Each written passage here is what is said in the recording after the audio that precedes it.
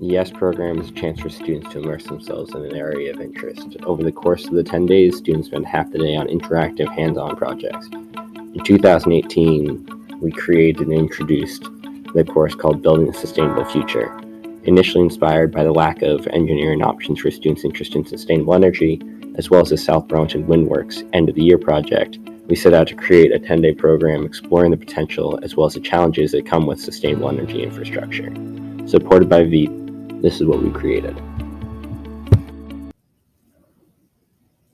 We started with the need for sustainable energy and the impact climate change has had in our community, as well as global affairs. The need for solutions has never been greater, and the first day of this program has been exploring the impact of not solving this issue.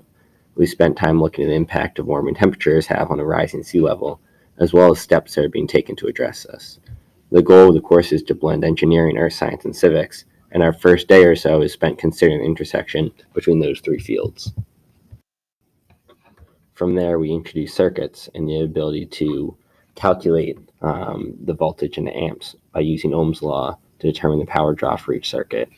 We looked at the differences between wiring in series versus in parallel and had students create their own model homes as well as draw the circuits for each house. Later on, we would use multimeters to determine the power draw for each home and how much would be required.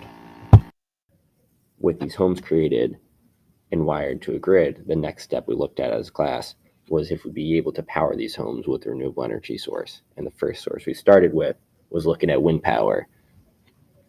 As we began this competition where students would work in partners to create wind turbines, starting with generic pre-made blades and then moving on to test variables with blades of their own creation, students explored both the positives and potentially flaws of wind power while they created their own models.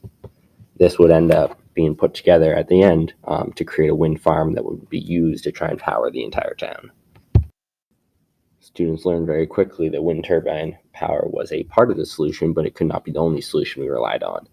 And so moving on from wind, the next step we looked at was solar power.